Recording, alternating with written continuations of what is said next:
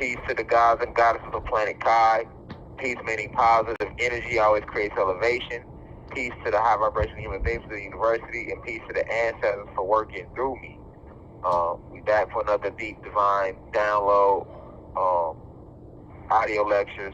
I call this a breaking news update. Goddamn it, it's coming to me, I'm giving it back to you directly. As soon as I hear about it. But I definitely want to talk to y'all about something that's going on. I know y'all might be hearing it. I know because y'all out there on the outside, but I want to talk about what's going on with this Lil Durk situation. But before we do all that, you know, we got to open it up right. So if you drink, pull that thing up. If you smoke, roll that thing up. All right? If you don't drink or smoke, don't do nothing you ain't never did before. Like I always say, I don't promote smoking. You know, I smoke when I'm out there in the free world. I smoke, but I don't promote smoking of the marijuana, of the treefers. I'm not promoting the alcohol, right? Because alcohol is actually a real drug, even though they don't name it that. But I don't promote the alcohol. However, I do promote being your authentic self. I do promote real over rich. So it's always been about you being yourself and being comfortable and providing the listeners and the tellers within the university with a safe spot, a safe space to be yourself without being judged. We just want the message to reach as many souls and spirits as possible. So, you know, we don't judge. I want you to be comfortable. So that's why I say, man, you know, this message is for everybody. The information, the esoteric information being presented within the university is for everybody. I don't care if you're black, white, blue, green, pink, red, tall, short, skinny, fat, gay, straight, rich, poor, goddamn it, Christian, Muslim, Catholic, Judaism, Taoism, Buddhism, non-denominational, I don't give a fuck if your ass, GD, BD, blood, crib. Like, I don't care about none of that, man. The information is for everybody. So pull up. Welcome to class. The doors are open, Cosmic Family. I have a few disclaimers. If you don't like listening to niggas from jail, exit the motherfucking university now. If you don't like listening to the security lady who might say you have 1 minute left, exit the motherfucking university now. If you feel like if you got a problem with if you listening to this and you're a human being and you racist, we don't promote racism in this university. So exit the motherfucking university now. If you don't like black people, if you're a black person, if you're god or goddess and you don't like white people, there are white people within the university. Once again, we won't promote racism, so exit the motherfucking university now. If you have an issue with us talking about Lil Durk in this deep divine download, and you feel like, oh, it's low vibrational, or it's a waste of energy, it's a waste of breath, oh, it can't be him, oh, he must be cloned, who's running his page? Rashad would never say nothing like this. Motherfuckers thinking they know me more than I know me. Smoothie, exit the motherfucking university now. Thank you, respectfully. All right? You know what I'm saying? Yeah, we gonna talk about this Durk thing. It's crazy, but it's not crazy, all right? But I do want to say, you know, before we roll into this deep divine download, it's imperative once again that we open it up with the right spiritual energy. So I want to send the deepest of insight to my elders, those in the university, 65 and older. I thank you for spreading the message to your children, your grandchildren, and being a founding father or a founding mother or the initial building block for what we are doing today as a collective, because we must always respect the elders. You know, they were said before, so always pay homage to the elders. And if you are, you know, a part of my peers and you are within university, for those in their 20s, 30s, 40s, 50s, I love you. I'm sending you the deepest of divine love and insight. We are the bridge that connects the youth to the elderly. I thank you for spreading these videos and the messages to your grandparents, to your aunties, your uncles, your friends at work, to your kids, to your sisters and your brothers, and just really being a stronghold in this great awakening that the planet is going through as the Kundalini energy continues to rise on planet Kai. And definitely, last but not least, if you're a Blue Crystal baby, those who are 18, 19, and under, I thank you all for taking these clips from these lectures and sharing them on TikTok. I do not have a TikTok. I do not want a TikTok. I will never have a TikTok. I've never had a TikTok. But if it wasn't for the Blue Crystal babies, I think since 2020, 2021, y'all always go out y'all way, man, and y'all take all the clips from these 3-hour lectures or now the audio lectures, and y'all share them on TikTok to the youth, and the youth has been a major stronghold. The Blue Crystal babies have been a major stronghold in spreading the message. So I just want y'all to know that I'm aware of that, and I appreciate y'all, and I love you all deeply. And and I'm sending you the deepest of divine love and insight so that you can see for yourself what's going on, man. All right. So with that being said, man, we finna roll into this divine discourse about Lil Durk, Decoded. This is a topic that I think I probably was addressing this years ago. For those who've been following since the Facebook days, as you know or may not know, depending on when you stumbled upon this content, some of you may have found me via TikTok. Some of you may have found me via Facebook, Instagram, YouTube, website, word of mouth. I mean, you could have heard my name a plethora of ways, a plethora of ways, however you want to enunciate it, right?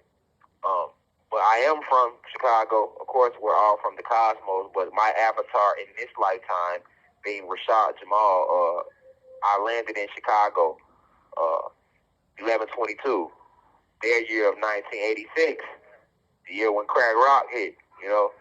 So I'm very aware of the politics of Chicago. Definitely when it comes to the streets of Chicago. I know a lot of people in Chicago, and I'm a very known and respected and loved person in Chicago, and I have a lot of love and respect that I give out to all the gods and goddesses within the city of Chicago, man. I always have wanted to see the gods and goddesses in particular in my hometown rise above the madness, because they have placed a lot of spell work over Chicago. And they've done that with a lot of these cities where the violence is outrageous. Cities like Brooklyn, New York, Harlem, and Baltimore, and Detroit, and St. Louis, and Chicago, and on and on. Some of Richmond, Virginia, D.C., right? These are very, very violent cities, and it's not by accident. It has a lot to do with the ancient ancestral energy that is still on the land. Because before today's society was built over this land, you know, it was the natives, the tribes living on the land. So a lot of these tribes were slaughtered, raped, killed, as we all know, when the land was taken from us. So a lot of these tribes were you know, hoaxed out of our land, and that energy stayed in the land. That warrior energy has never left. And what happens is when we come here in this lifetime, that warrior energy is still on us.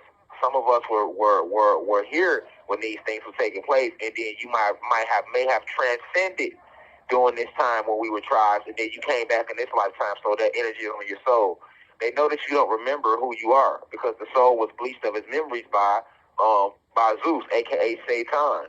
You know, before your re-entrance, before your rebirth into this planet, if you did not volunteer to return here. I've spoke about this before in the past.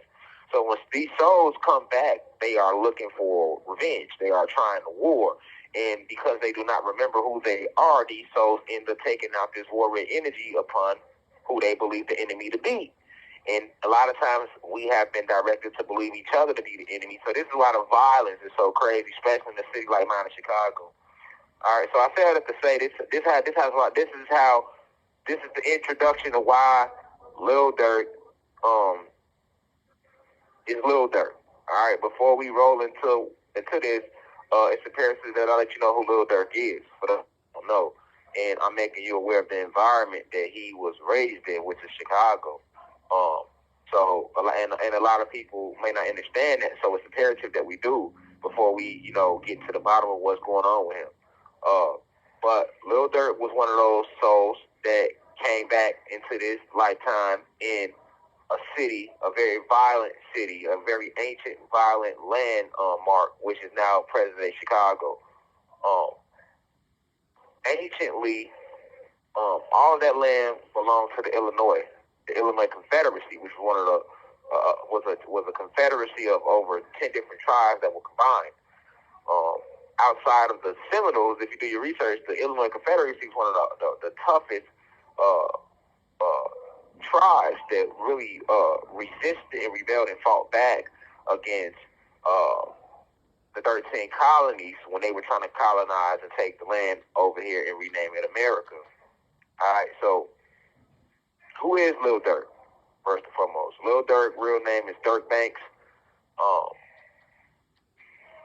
Lil Durk, although I don't know him personally, I know a lot of people around Lil Durk, and he knows a lot of people that's around me, so we do both know of each other. Lil Durk, who is now, he became famous as a rapper. He is actually the son of Big Durk. You have 1 minute left.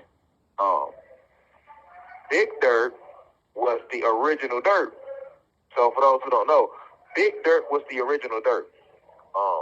Big Durk is a legend in Chicago. So Lil Durk was basically, I don't like to use the word born, because we are not born, neither do we die, because we always existed. We are souls and spirit, and the soul and the spirit is immortal.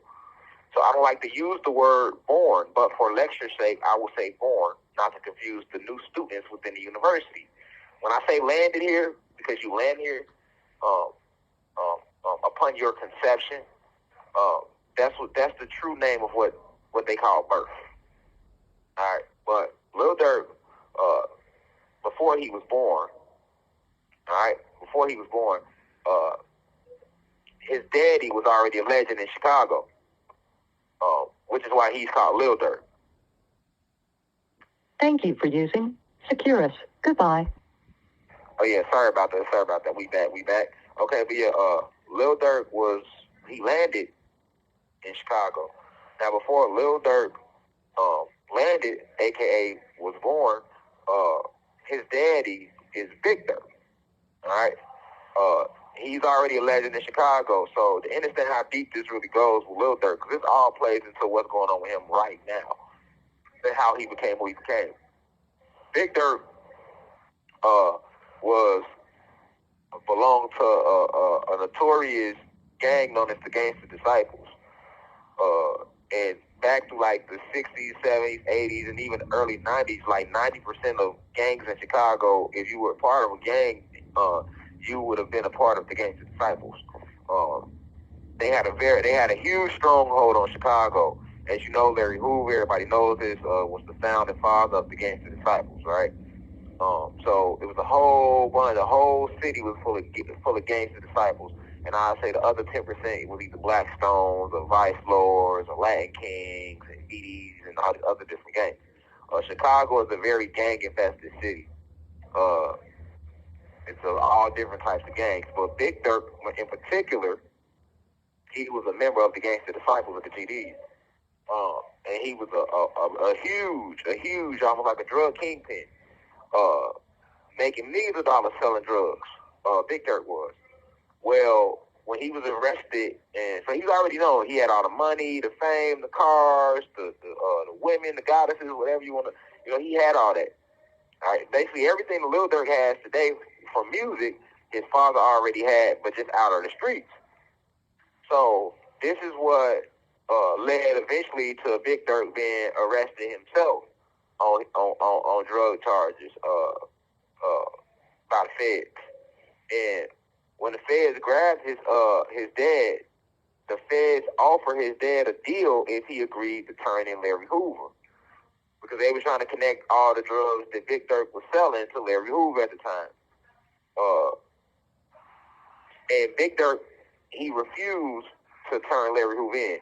He was facing a life sentence. The feds told him, like, hey, look, we have enough information on you that if you do not testify or help us get Larry Hoover, then we'll give you life in prison. And Big Durk did something that most individuals not have did. He said, well, you know what? he said he refused to turn Larry Hoover in, and he ended up getting life in the feds. And because he refused to turn Larry Hoover in, and he ended up getting life in the feds, he became a legend in the streets of Chicago for that. You get what I'm saying? Because a lot of people like, wow, you know, he kept his mouth shut. He could have told on Larry Hoover, and he would never have gotten a life sentence. That was the deal, but he refused to take the deal. He did something that the new generation don't know nothing about. I don't judge the youth. I love the youth. That's why y'all love me. But a lot of people try to be in the streets, and it's not worth it. Because in the streets, you won't end up either dead or in prison. That's literally, that might sound so cliche, but that's the truth. That's how the shit in every time. So that's why I was telling the shorties when I was out there, like, hey, man, the young guys, man, put the guns down, man. You pointing the guns in the wrong direction, man. Put the guns down, man. It's all about helping your community. That's gangster. Giving back to your family. That's gangster. Raising your kids. That's gangster. Changing your life for the better. That's gangster. You know what I'm saying? Learning how to solve our problems using our intellect and not guns and not our fists. And I know because I grew up in a violent city. When I was a teenager, I had to do a lot of fighting, and I had to participate in a lot of gangster shit just to survive in Chicago, or I just would have been another victim.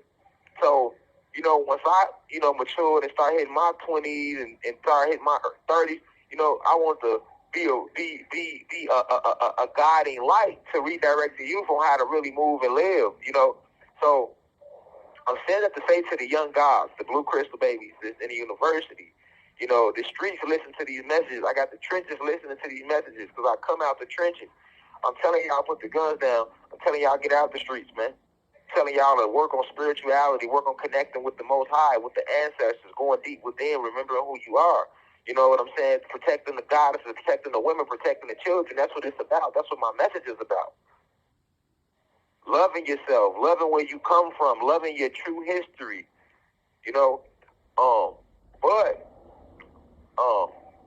a lot of the young guys, you know, they're still lost in the trenches, and they gonna wake up. They, you know, they want to flash these guns. They want to get on social media and be gangster and be gang. But then it's so watered down in the streets because as soon as a motherfucker get locked up, get questioned, you see everybody telling. You know, niggas snitching. You know what I'm saying? As soon as they get caught, they telling something, and that ain't street. You know what I'm saying? So it's all fun and games to the police show. It's all fun and games to the Fed show. Everybody gang. Everybody gangster. Like it's like Young Dog said. Niggas hollering gang. The folks from get you, man, you gonna tell on the whole gang. You know what I'm saying? Like fact. Like everybody hollering gang. They gonna snatch your ass up. You gonna tell on the whole gang. You know what I'm saying? But see, when that's not how the code was. Because see, you know, in the even the early 2000s, because this snitching shit new. You know, it wasn't cool to be a snitch then. But like even in the I say 2010 on before 2010, 2010s, 2000s, 90s, 80s, 70s on back, nobody really snitched because what are we cooperating with the police for? You know, you got good cops, you got bad cops, but overall, we know the police job is to hurt the community. Even the good cops is not trying to hurt the community. They end up forced to hurt the community because they bosses tell them, hey, if you don't make a certain number of arrests, you're going to lose your job. So now you got this good cop who he may just want to only pull people over that's speeding. He may only want to arrest people that's selling drugs, but he has a quota to meet. That precinct has a quota to meet. I repeat, that police precinct has a quota to meet because they receive pressure down from the mayor, who's receiving pressure from the governor. If you don't make a certain arrest at this precinct, you're not fighting crime. Now they gonna fire the police captain. So that's all shit rolled downhill. The police captain gonna tell all his detectives and everybody in his precinct, y'all better bring me X amount of arrests per month, or he gonna be firing them. So that shit rolled downhill, and that's why they be so aggressive like that. These are good cops. Then you got the bad cops, those who abuse their authority. You know, they'll make an arrest, but they won't stop and help an old lady cross the street. But you got those who, you know, they really racist and they use their badge and their guns to try to kill and hurt as many black guys and Latino guys as they can. You know, we have been succumbed to a lot of police brutality within our community as gods and goddesses, a.k.a. black and Latino individuals, carbonated beings on this planet. So, and this isn't new. It's been going on since the slavery days. So that's how we actually grew we not talking to the police come from way back because we knew who the enemy was. We don't have any quarrel with the police. We don't have any beef with the police. The police has always had a beef with us. They are being paid to target us. You know what I'm saying? Not protect us. And all we want is to be treated equally, and we can never be treated equally when we're not equal anyway.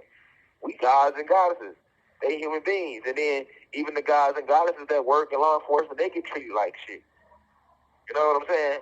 Shit just rolled downhill, man. It be a lot of politics involved. So I understand the politics. But because it's politics and pressure on the governor and the mayor and the police precinct, that rolls over to the lawyers and the DAs and the judges. You know what I'm saying? And that rolls over to the prisons and the wardens. And these people might not be bad people. You know, they jingly be good people, but they got to do their job. You get what I'm saying? I don't want to sit here on 24-hour lockdown, but guess what? It's not the warden fault. It's not Hayes prison fault that I'm sitting here on 24 hours. No, they got to listen to their bosses. And they bosses got to listen to their bosses, right? Or people lose their job, they're not able to feed their family. So I understand the business side of everything. It's a business side of everything. But because of that, this is how it ended up being this, okay, we feel like they're against us and the enemy. It's a historical thing with the community. And the police just go back to, because you know the original slave catchers that's what before they was called police, they were slave catchers. So we kept that as a part of our culture, you know, not to cooperate with them, not to work with them, and that's how it morphed into not cooperating. You know what I'm saying? In the 1900s and the 10s, and 1930s and the 40s and the 1950s and 60s. By the time they hit the 70s, it's like if you work with, now you look at it as a snitch if you working with them. Then they hit the 80s. So, you know, this is where the root of no snitching come from. Because we knew that the police, if a murder take place, the police don't care who got killed. Two black guys getting an argument right now. One pull out a gun, shoot the other one. The police don't give a fuck about the one that died. Okay, that's one that died. He out the street. Now we're going to arrest you for killing him. Not because we care about the one that died, but because we don't like your species. So now we have a reason to take you away from your family and off the streets as well. So we just got a 2-for-1. We just killed 2 birds with 1 stone. You know? So I said that to say, Big Durk, which is Lil Durk's father, he understood that because he come from that era, like a lot of old school individuals do, where you just didn't snitch. You didn't do it. I mean, you got police officers that don't like you if you snitch. Even in the Italian mob, nobody likes a snitch because you can't be trusted. You have no loyalty. That's just anybody. If you doing some dirt, why the fuck is you gonna snitch when it get rough? Take everything that come with it. Police don't respect you, nigga, when y'all snitching either. They just use you to get the information, but now guess what? Then they still arrest your ass. They know they can't trust you. You running with the gang, and then you get caught. Now you tell them on the gang, they gonna use you to get the information, and then they gonna feed you to the wolves. Because they know if you tell on the gang, they can't do nothing with you for too long, because eventually you'll tell on the police too. So nobody likes that. It's all about loyalty and having some nuts. All right? So Big Durk knew that. And long story short, he became for that. So why am I taking all the time to break down Big Durk in a lecture, in a discourse? It's supposed to be about Lil Durk Decoded, because this is a part of Lil Durk's essence. This is daddy. Okay? So by Big Durk being a legend in Chicago, Lil Durk was, now here come Lil Durk. Big Durk gets life imprisonment. Lil Durk a baby. Lil Durk growing up in Chicago being treated like a prince. You know what I'm saying? The streets knew. That's Big Durk's son. So even if Lil Durk, all this fame that y'all see for the people outside of Chicago don't know this, even if Lil Durk never rapped, he would never had the money he's had. But that fame, that notoriety, that respect, he would always have the streets behind him. He would have always been a Chicago legend just because his dad is Big Durk. Everybody knows Big Durk. So Lil Durk grew up in this shit. See what I'm saying? So now that you know who Big Durk was and is, you see what I'm saying? Yeah, you're a real street nigga, man. And loyal, too. Now you can understand how Lil Durk never had a chance. He was born into the gang life. So now Lil Durk, a child growing up in Chicago, and Lil Durk became what? He was GD. For a lot of y'all don't know, y'all know Lil Durk as being a BD, which is a black disciple. And everybody know in Chicago, I'm not saying nothing that's not known. So this is not snitching, me doing that. You know what I'm saying? Because I ain't never been that, and that never been on my name, and it never will be. But everybody know that the BDs, which are black disciples, have been at war forever with the GDs, which is gangster disciples in Chicago. Everybody know that. See what I'm saying? The GDs and the BDs, they war like Bloods and Crips. If you did not know that, and you're outside of Chicago. So Lil Durk used to be GD. But he grew up in Chicago. He's Big Durk's son. His daddy was GD. He was born into GD, so he was a GD. And in a city that's gang infested, you don't have a choice. You know, you affiliated with something, even if you're not a part of the gang. Just because you're in that neighborhood, you're going to be considered affiliated. You only got to be a part of that gang. But people outside that neighborhood will say that you are affiliated with that gang just because you're from that neighborhood.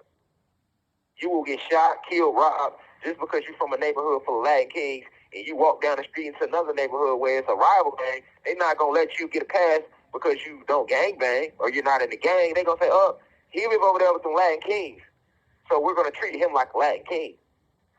That's how serious gang banging is in Chicago. Every other block is a different gang. We go to sleep to gunshots. We wake up to gunshots. It's always been like that. You know, way before Chief Keef. Because, see, what happened was Chief Keef blew up in 2012. He became this big, huge rapper. And he ushered in what became known as the drill music. But see, what people know about drill music, they ain't doing nothing but was describing the lifestyle of living in Chicago every day. But because the world didn't know that, it became so famous and popular, you know. Because you got to understand something, Chicago never got its shine. We never get our respect in the spotlight anyway. You know, it started with L.A. West Coast had it in the 80s, then it shifted to the East Coast in the 90s. Then when 2000 hit, Atlanta took it. And when Atlanta took it and ran with it. Atlanta still got it. But Atlanta basically held it down for the South. In the 90s, Atlanta still had big artists, but it was 2000 when that snap music hit, that shake that ass, taffy, and everything, and the crunk music. Oh, yeah, Atlanta took off, and it was no looking back. And it's just Atlanta from then, but just holding the music scene down.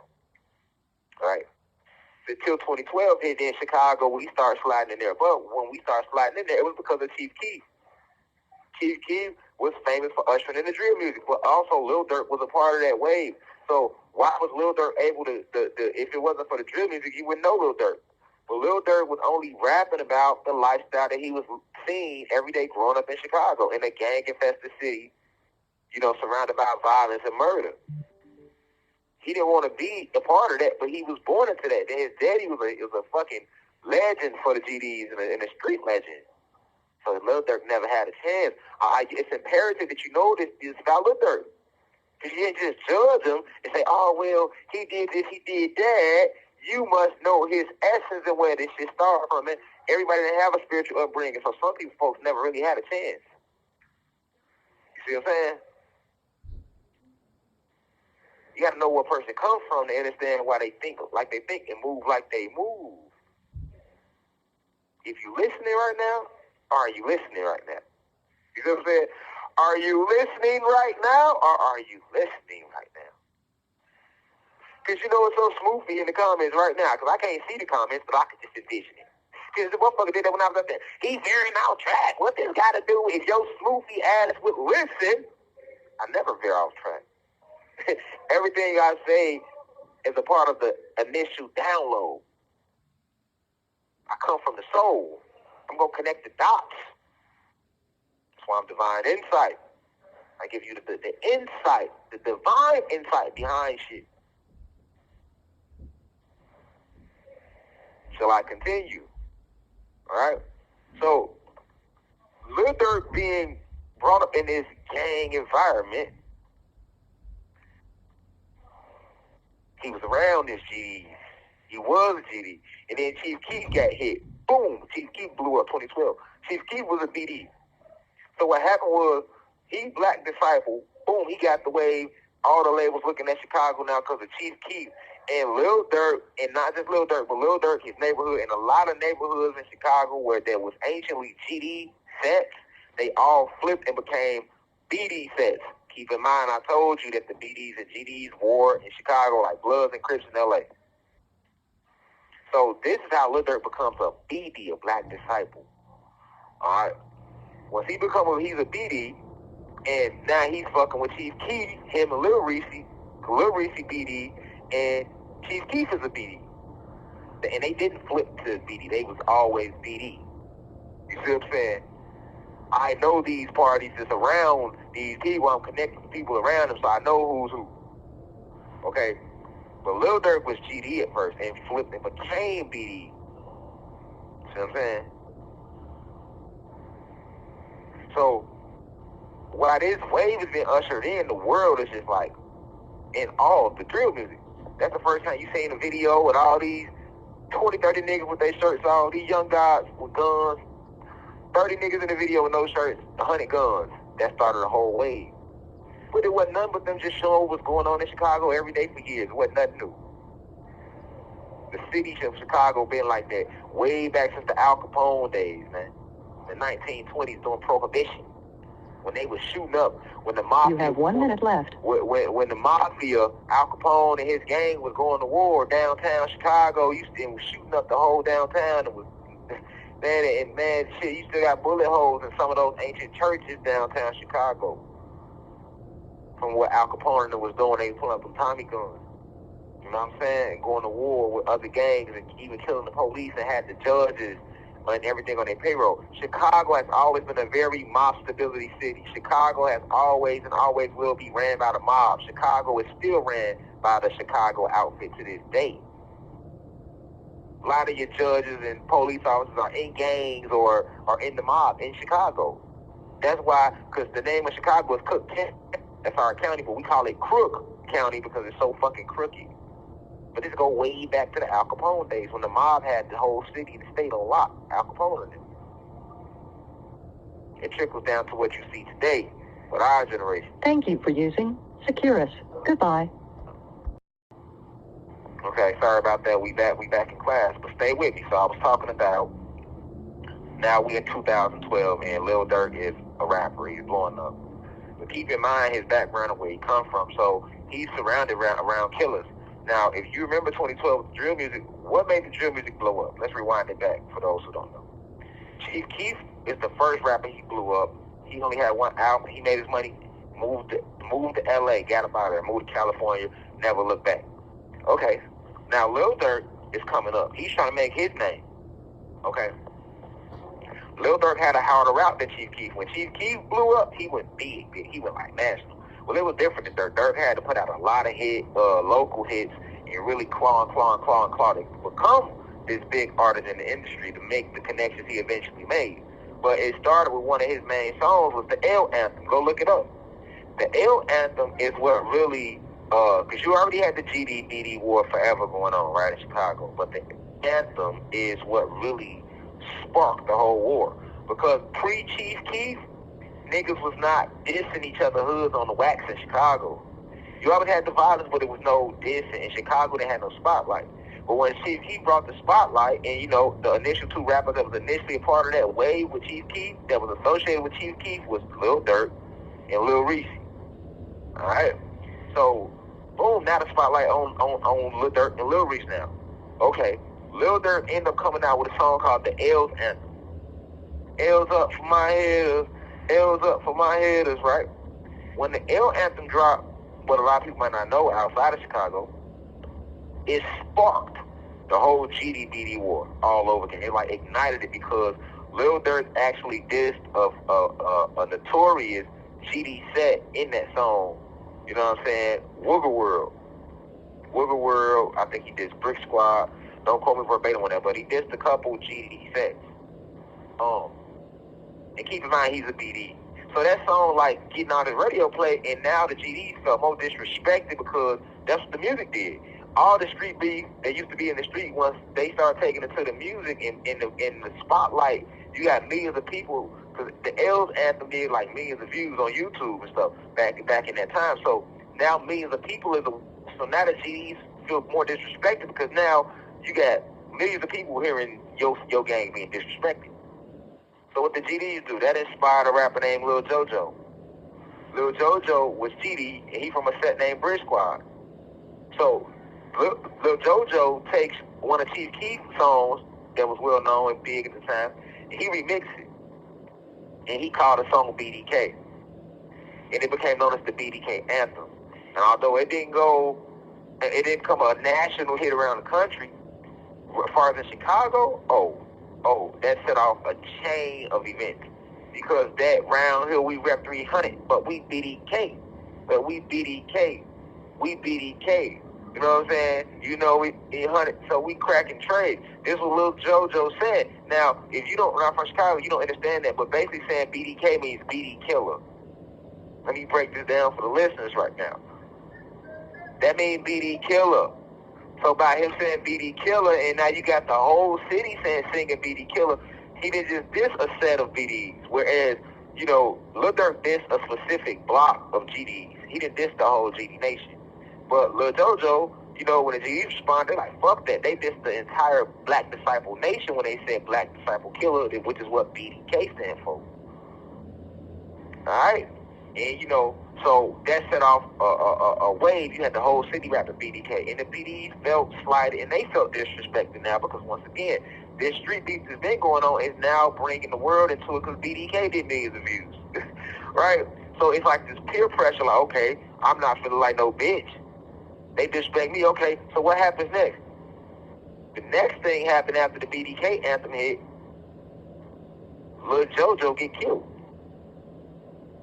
The BDs killed Lil JoJo. It's a well-known fact. We're not going to say who killed Lil JoJo, but the BDs killed Lil JoJo. Right? Everybody in Chicago know this. And that sparked the whole BDGD war on another level because it starts with this L's anthem from Lil Durk. That's why everybody in Chicago will tell you Lil Durk damn near started the war. It was already a war, but when he dropped the L's anthem, disrespecting the GD sets, and then they responded with BDK, and then the BDs responded by killing Lil JoJo, the young guy who made BDK. It was like the streets just started pouring. It started raining blood in Chicago. Like, everybody had to pick a side. Nobody was safe, and a lot of people died. And that war started 2012 all the way current day. That war's still going on right now. We talking about a 13-year civil war. When this shit all said and done, you know how many movies they could make about the war in Chirac? Keep in mind, around this same time, Chicago gained the nickname of Chirac. You know why?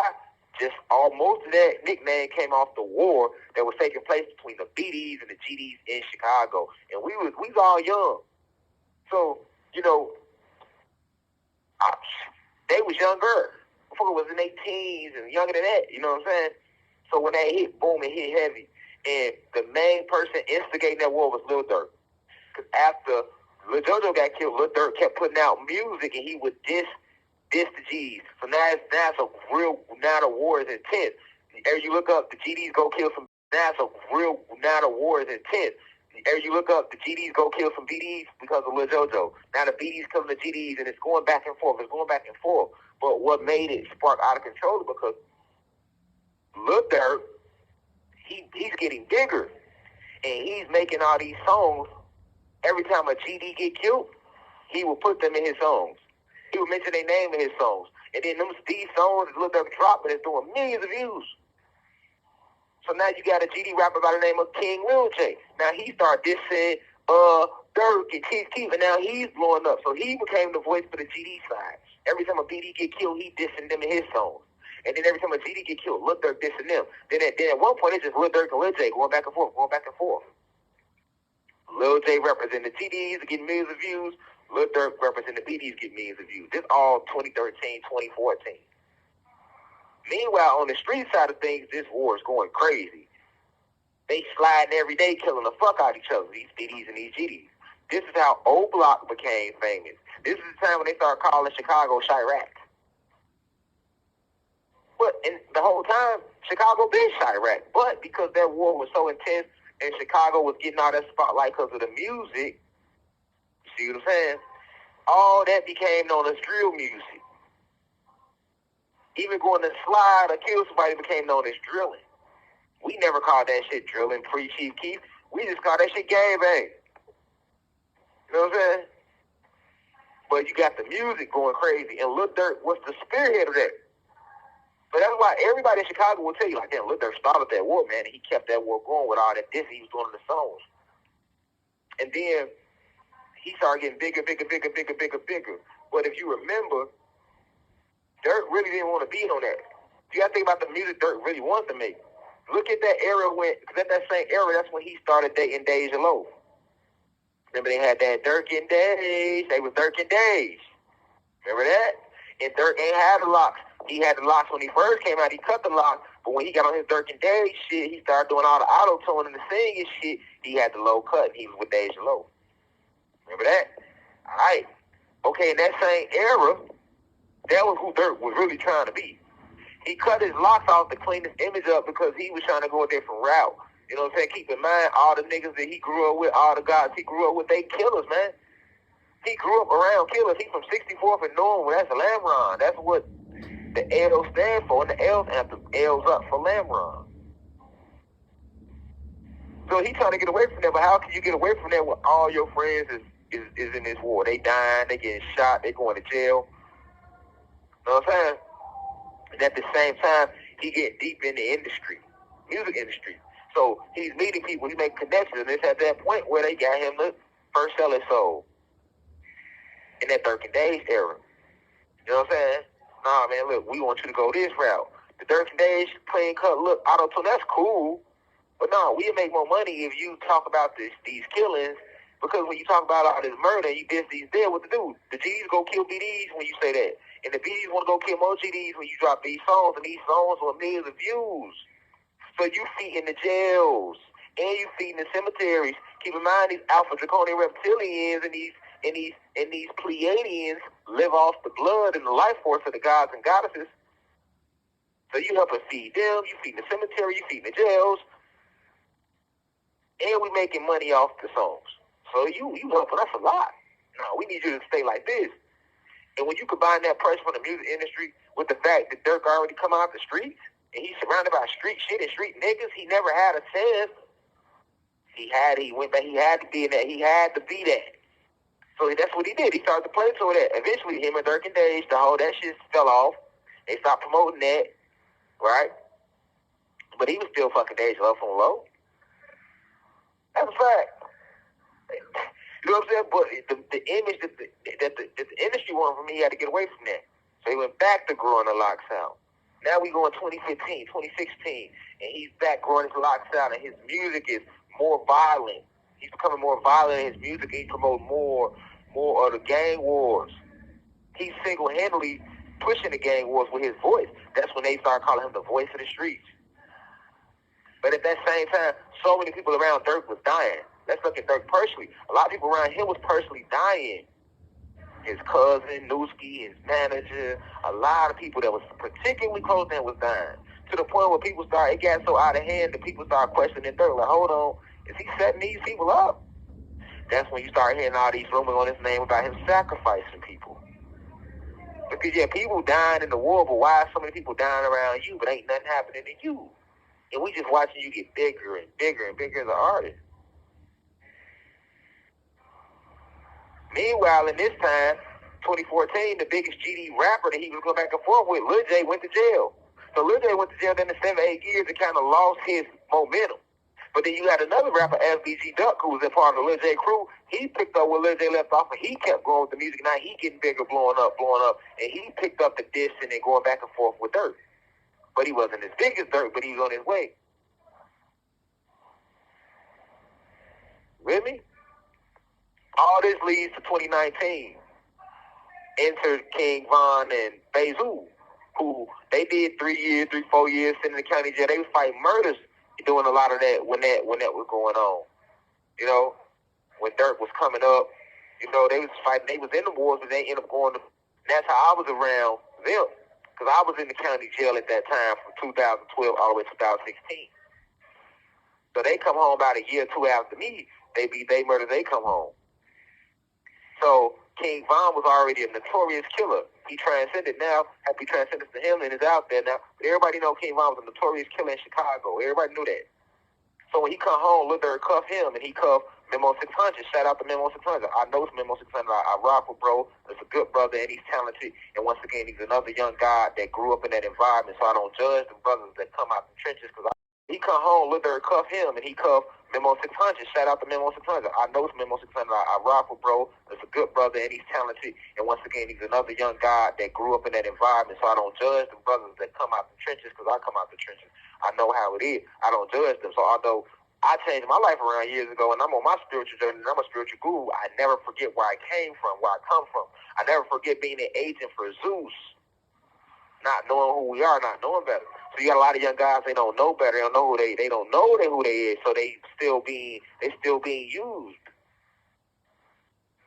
But Memo 600 and King Von, they signed to Durk. Okay, now King Von started blowing up. And everything King Von was rapping about was shit he really did, people he really killed. The fans on the internet, they know that, but us in Chicago knew that. Meanwhile, the GDBD war is still going on. More and more people dying. Right? Most of the people that was in that war is dead. In jail, like literally. Everybody dead in jail. To the point where it's a whole new wave of shorties. They kids now, they just keeping it going. But all the faces that was known and getting out of the internet, most of them gone. You know what I'm saying? Most of them dead, man. That's a fact. So, by the time we get to 2019, Durk know what it is.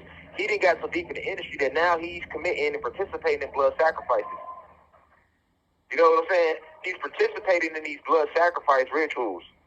And it was easy to do because you already got all this violence going on in Chicago. So if I do a blood sacrifice to get further ahead in my career, it's going to look like another random murder in Chicago. But at the same time, the Kundalini energy on the planet started rising more in 2019. About 2020, it fully rose. Everybody started waking up. So now people started to question Durk. People started calling him the angel of death and saying, oh, he sacrificed people. And all of that shit was true. You know, then that ushers me in 2020. A lot of people, I remember my first video that kind of went viral was me talking out, speaking about Durk. I was calling him out his name, and I was upset with him because I wanted him to use his voice to make a change. I understood his environment because I come out the same environment. But here I am using my voice to bring a positive change to the community, and all I wanted was Durk to do that. Because he had such a huge platform. So in 2020, when he steady rapping about killing people, and I know people on both sides. I'm like, you steady rapping about killing people, and these niggas out there steady killing each other because you're promoting it. The other big rapper that was GD was Big Durk, and even he was trying to walk away from it and bring the peace back when he tried to do Chicago Legends. See what I'm saying? He was trying to bring and put and use his voice, but he wasn't as big as Durk. So Durk was still dissing. See what I'm saying? A lot of people like, man, you steady dissing the dead. That whole smoking ops, that all started with Lil J and Durk.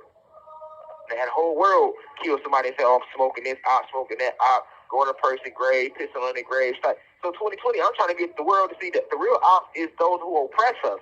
Op comes from the word oppressor. A motherfucker cannot be your op unless they are oppressing you. And nobody is oppressing you other than the motherfuckers that stole the land from you. So we're going to sit out here and kill each other. How I'm going to kill this individual? He ain't killed more of my people than the police. I'm mad at him because he stole something, so now you ready to go kill him, but he ain't stole nothing more from you than the people that stole the land from you. You mad at the so that's what I started pushing that, and I was very frustrated with Durk because he wouldn't open his eyes and see the bigger picture. And I understood it. He deep in with the industry. You know, he just sold his soul. He just did the blood contracts. Now he's sacrificing people. They making him bigger and bigger. He feel untouchable. But I'm trying to get him to see the inevitable of what I see. I couldn't get him to see it. It even hit a point where me and Memo 600 fell out. All this stuff that I'm saying is documented because I was live when I recorded these videos. I was spreading spirituality, raising the vibration of the planet from Chicago. We ain't had this out of Chicago since Farrakhan and Fred Hampton. And now we got Rashad Jamal. And I'm trying to get that. Like, hey, Durk, you got to do. I'm trying to wake the trenches up and the streets up because that's who needed the most. Help the streets heal. You keeping them poisoning the guys with everything you saying is only inspiring through this vibration of music because it's powerful. You're inspiring people to go kill each other, which only leads them to jail. And when they get to prison, you're not going to write these young guys. You're not going to put the money on their books. You're not going to do none of that. See what I'm saying? But he didn't see what I seen at the time. Then I ended up falling out with Memo 600 because he got mad because he thought, he like, hold on, he like, Durk, he like, hey man, Durk, that's my homie, and I'm cool with you, and you making YouTube videos, all these views, talk about Durk. And I was trying to get Memo to see, like, listen, man, he sacrificed King Von, he gonna sacrifice you, man. You need to get from around him because Memo 600 is a very talented artist. But he didn't see what I saw. Memo got mad at me because he loyal, so he rolled with Durk, and me and Memo fell out. We had words. I knew the real people around him, like the THF Bezoos. Like, I don't know him personally, not Bezu, but I know a lot of people that know him, so I know they really from the streets for real. I know they really loyal and they good brothers. They just loyal to their people and what they grew up a part of. They was born, once again, that's why I told y'all about this war that was going on. Motherfucker was born into the war, man. So they didn't really have a chance. But they still good brothers. But I knew what a lot of people didn't know, that behind the scenes, Lil Durk was sacrificing motherfuckers too. A whole bunch of people, man. You know. All that sacrificing led to what? Lil Durk eventually got that feature with Drake. When they came to feature with Drake, that's when Durk blew up, went to the next level, and he never looked back. That's when he really became at that level where he's at now. You have 1 minute left. At that level where he's at now, through all the blood sacrificing. But, and I understood it. I understood, hey, Durk don't want to be like this. But you come from a violent environment, so to be doing anything other than selling drugs and holding guns and standing outside, if you rapping, that's still positive because you're not in the streets no more. See what I'm saying? So he don't see it as, I'm being used to use my voice to help lower the vibration. He didn't look at it from a spiritual perspective. They were using Durk. All he knew was, man, I ain't in the streets no more. I'm doing something better than being in the streets, and I'm making money. I'm just telling my story. I get it. I got it. But you got to fall back off them people, man, because they just going to use you. But he couldn't see the vision I was trying to show him back then. Everybody thought I was hating. I was not hating. I was guiding, enlightening, being the spiritual guru. Thank you for using Securus. Goodbye. Peace. We back, Cosmic Family. Okay, but like I was saying, I was enlightening. I was trying to guide. I wasn't hating. And I was being a big brother. Like, man, look, bro, you don't need the label. I get it, Durk. You feel like, oh, I got to do what they want me to do because I need the label. And I'm trying to get Lil Durk, and I was trying to get Lil Baby to see it. This was in 2020. Y'all remember it now, for those that have been rocking now. Remember, I was coming to them in my live lectures, and everybody didn't know why. I'm like, listen, y'all got talent. Y'all don't need the labels. Y'all can walk away from the music industry, and we going to still bump your shit, Lil Baby. You can make more songs like The Bigger Picture, Lil Baby, and we still going to fuck with you. I know they pressuring you to make this type of music because it helps fill the jails and it gets more people killed in the streets. I know they pressuring you, Lil Durk, to make this type of music because keep the war going in Chicago.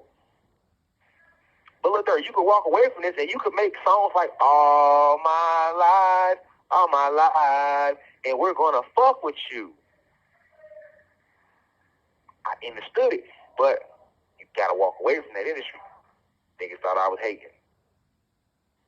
And then what got under my skin, because we in 2020 now, FBG Duck got killed. When FBG Duck got killed, I knew that was a sacrifice. Because FBG Duck exposed King Von. And I went live. I exposed that Lil Durk was going to sacrifice King Von before it happened. And that's when they took FBG Duck out. And I went live on Facebook and I was decoding this. Oh, the BDs from O Block killed Duck because the BDs from O Block been at war with the GDs from 63rd since 2012. This is all that GDBD war. But I knew that was a smoke screen. No. Lil Durk sacrificed FBG Duck. For one, because he got his competition out the way, because Duck was going to be a big rapper. He had major labels looking at him. And for two, he exposed that Durk was going to eventually sacrifice King Von. And I knew at the time that King Von ain't know that. Memo ain't know that. The people around him ain't know that because the industry, when the level that Durk was at and his role that he was becoming a gatekeeper, they not going. He can't tell his close homies that. So his homies already street niggas, is killers, right? So they ain't thinking that deep anyway. See what I'm saying? I understood the whole dynamics of the situation. But I knew that when FBG got killed downtown Chicago, broad daylight, ain't no niggas in Chicago doing that. Not no street niggas.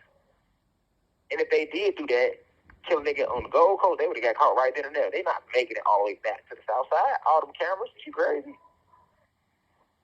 Then they took a whole year before they finally arrested them, and I exposed it. I said, bro, this is what's going to happen. I said, it's 2020. I said, bro, move up, all them old block, move up, all y'all, bro, y'all finna catch a RICO charge, and Durk ain't gonna fuck with y'all, bro. They finna put the whole murder on y'all and make it like y'all did it. Even though there was Durk sacrifice and some other niggas got paid to do it. Remember, the shooters had on masks. So if the shooters had on masks, how can you say the people in old block did it? And what happened a year later, 2021? They arrested Muwab and everybody and called the old block 6 and charged them with the murder of SBG Duck. I called that shit a year before it happened because they gotta have a fall guy. That murder was too big. See what I'm saying? All right, but what's gonna happen, nigga, is he's finna give up everybody, cause he not going down, and Durk is plugged in with them people, and he done made more than enough sacrifices. All right, so you better know he not going down at all.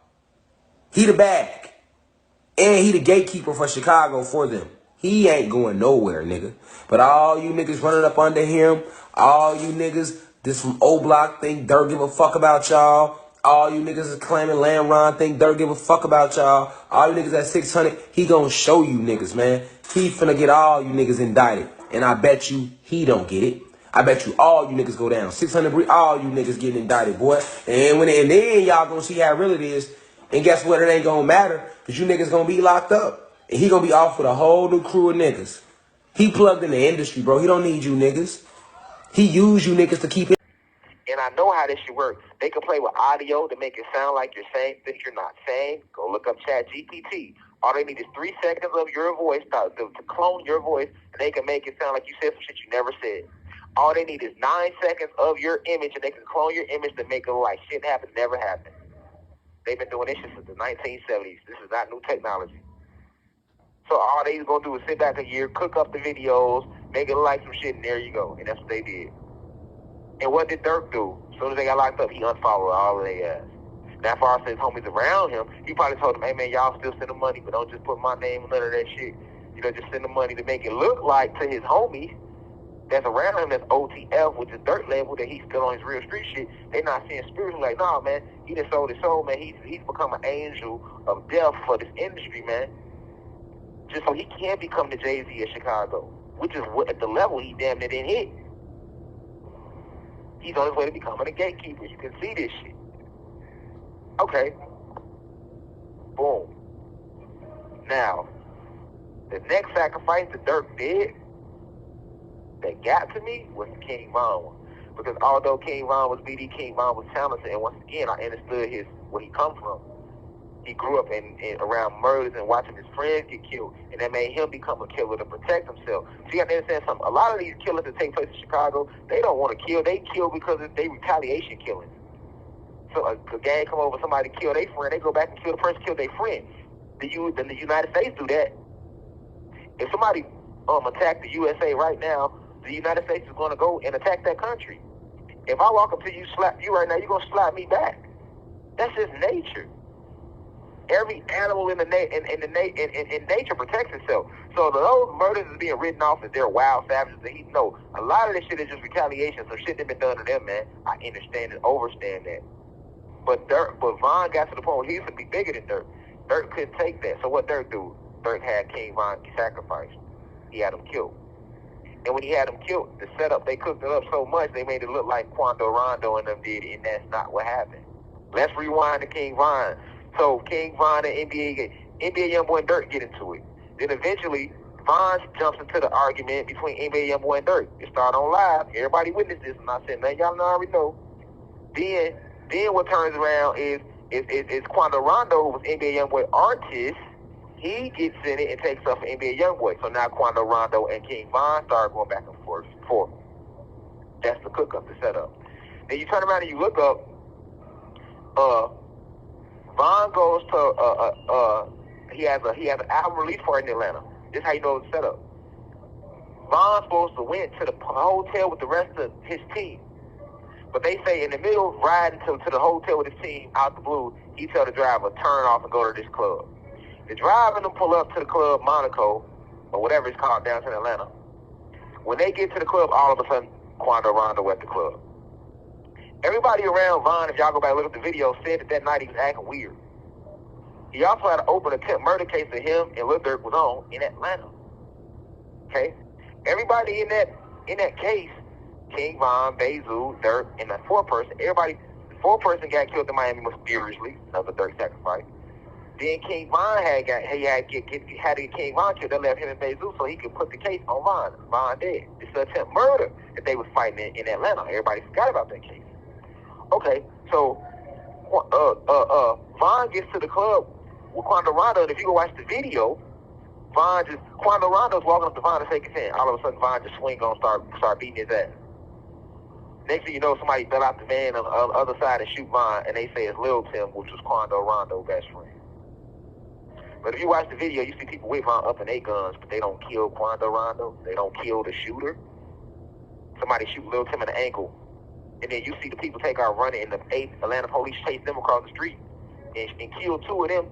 You know what I'm saying? Shoot one of them in the head, shoot the other one. But you don't kill the shooter, though. The shooter that fired the shot, right there laying on the ground with the gun, and the police ran past him. I watched the video 1,000 times. Go look up the King Von murder in Atlanta. It's still floating on the internet. All of a sudden, King Von died. That whole shit was a sacrifice. Then, look at what they did to Von. After he died, people that was a part of OTL went and stole money from Von. Everybody know that. Von's sister went and took King Von hard drives with all his music and gave that shit to Durk. You know what I'm saying? All the people that was at O-Block that King Von would take care of, Durk wasn't fucking with them like that. He's OTL. He wasn't fucking with O-Block like that. It's a facts. Then Lil Durk takes Von energy and changes his whole flow. He started rapping like Von. Then he had the whole Do It For Von campaign, and that's when all this Slide For Von shit came. Pay attention, y'all. Whole time, it was a sacrifice from jump, man. But now we gotta play it like it ain't. And then you got real killers around Durk that don't know that, so they thinking too. They don't know. See what I'm saying? They thinking like, yeah, Von got killed that way, and it had nothing to do with Durk. So I'm saying, only person know this is Durk. The people in the industry that Durk is in tune with, and individuals like myself that's connected on a deep spiritual level. So that murder led to the Do It For Von, which led to now they supposed to be into Quando Rondo, which led to Quando Rondo friend getting shot and killed, which led to this murder for hire that Durk has now that he's just been arrested for. Alright? So now that we get to this point, you gotta ask yourself, okay, if Durk working for these people and he sold his soul, why would they let him get arrested? See? Well, what happened was Durk was a good person all along. Never a bad guy. Remember, he was born into this shit. But he, in the industry around this shit, he's participating. And he did the same thing Diddy did. He started becoming aware. He started realizing, like, you know what, man, nah, I don't think I want to go this route. I think I want to do something a little different. Because I told you, we waking up. So even if you do a lot of negative shit, that's starting to fall off you. Energy rising. I've been locked up 2.5 years. But what song did Durk come out with in 2023 that let you know his vibration was rising? When he dropped All My Life with J. Cole, that showed you where he was on his way to. His conscience was shifting. Before that, he never dropped no songs like that. But that All My Life was so positive, and it's one of his biggest songs he ever dropped. After All My Life dropped, what happened then? He started settling down with India. Right? He cut a lot of his friends and stuff off that he used to hang with. Those people don't know. Alright? He then, he started realizing, because he's maturing. Remember, he came into the game, he was 16 years old, man. They took advantage of him. He was young, he didn't know better. They did that to Diddy, they did it to a lot of these artists who sell their soul. They get them when they're young, man. So they just trying to make some money. They don't even know what they're getting themselves into. Then they mature, and they be like, hold on. Like R. Kelly did, man. I ain't with this shit. They took Kells down. Diddy got I ain't with this shit. Trying to sue Diageo, get artists they publishing back, like I just told y'all in the Diddy lecture. They came after Diddy. Young Thug try to change start giving good positive advice. Go watch a lot of interviews Young Thug did before they came in. They come for Young Thug. Durk. All My Life song. Now he a family man. Remember that time when they said the motherfucker shot up Durk crib? Durk told 50 Cent, watch the interview, he don't even know how motherfuckers knew where he was at, because even his homies that was OTF didn't know about the house that he was at that got shot up. Who you think that was that came for Durk that time? See what I'm saying? Some people. See what I'm saying?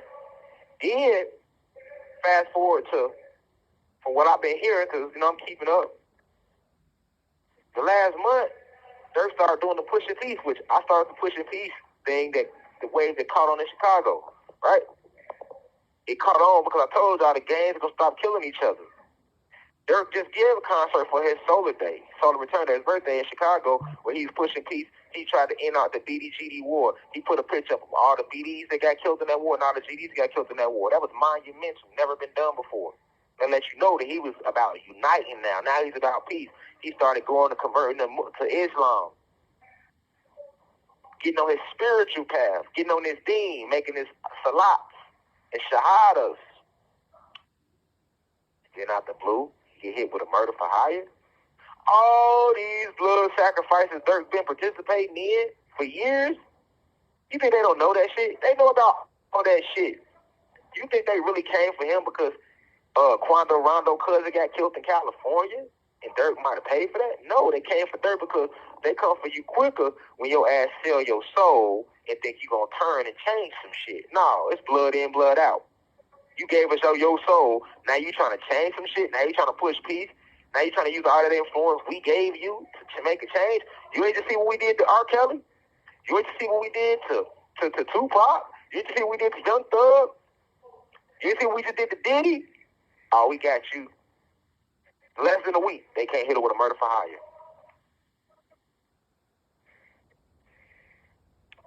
And see, everybody started attacking Durk. Because I'm hearing about it in here. Everybody making fun of him. Oh, he shouldn't have slid for Vaughn. But y'all was telling him to slide for Vaughn. That's the internet for you, though. Y'all find out that he might have slid for Vaughn. Now he's stupid. You see how they do you on the internet? All the fans turn on him overnight. Like a lot of people try to do me. But see, it hurt my soul because I want to see Durk successful. He's a black guy, and I understand where he comes from, and I understand he was used by the industry. This is what I'm trying to get everybody to see. All you artists, celebrities being used, man, come up out of that industry, man. Come up out of that. Come up out of that. Because one thing about it, they going to use you. You know how many murders they used Durk to participate in? How many blood sacrifices he did? But as soon as he started trying to push some teeth and get on his spiritual journey, they come for him. They came for me. See, but I already came in spiritual. My power don't come from them, so they can't do nothing with me. They know I'm a child of Almighty God. They know I'm a Messiah. They know I'm a prophet. They know I'm a spiritual guru. I'm here to bring peace, to spread divine love and peace.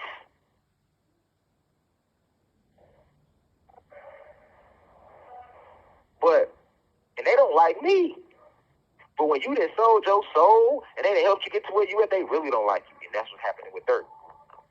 So now guess what they gonna do? All the murders he done been a part of, all the sacrifice he done been a part of, they gonna let all that come out now.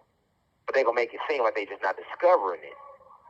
They gonna connect him to so much shit to make an example out of him. See what I'm saying? Because you trying to change. And guess what? They'll let him out. He'll come from under this case. But it's going to be like this. Is you going to sell out? Is you going to leave that shit alone? We'll let you go. But if not, you're going to have to sit down. What you going to do? And we're going to need a few more sacrifices. So what's going on with him is so deep because they showing you right in your face how they will come for you when you try to do the right thing. They know about all them blood sacrifices. Why are they able to roll out all this information and say somebody around here was wearing the wire? Yeah, you gonna have that. You have a little bit of that too. But it is really these people up top. They know who he is. They know what we doing. And there's so many of us they come for. So the moral that I want everybody to see is that even if you stand in righteousness and you speak out against them the way a Martin or Malcolm did, or Fred Hampton did, or Dr. Sebi did with natural health, or Tupac Shakur did, or Nipsey Hussle did with trying to spread Dr. Sebi's work, or Kobe Bryant did by challenging Big Pharma, or Dr. York did, or Rashad Jamal does, and they'll come for you too when you act like that.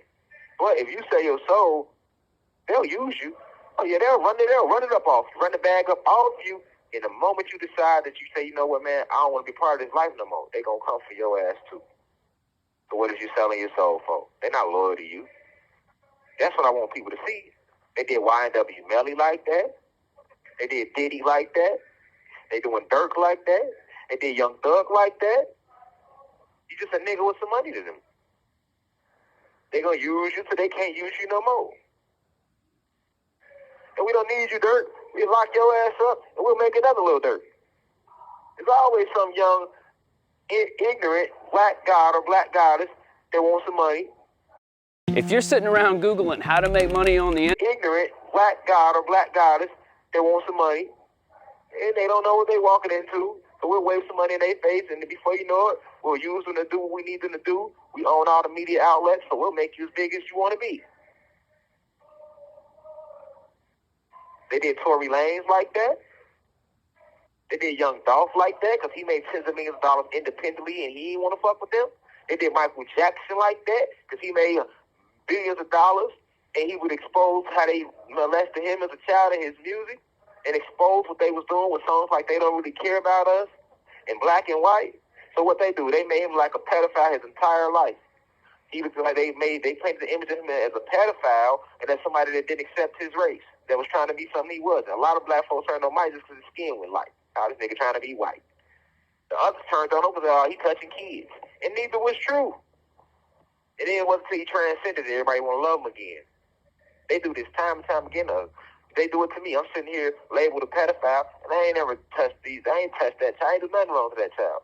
I love them kids. I love that family, but because I'm waking the minds of my people and liberating the minds of people all over the planet, and I'm here to push divine love, peace, truth, and unity. I'm a child of Almighty God. I'm here to destroy You Satan. have 1 minute left. I'm here to destroy kingdom with the word of Almighty God. And hey, we got to come from this brother. He has too much power, and we didn't give it to him. We know who gave it to him, but we are at war with who gave it to him. I'm not racist. I'm not a cult leader. I'm not none of these crazy titles, but they title me that. They're going to title Durk a gang leader and all these things, but he's not after they used him. And come the RICO Act. So pay attention, Cosmic family.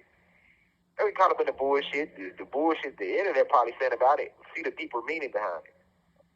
And with that being said, I love you deeply. This has been Lil Durk Decoded. Keep your vibrations high. I leave as I come. I say.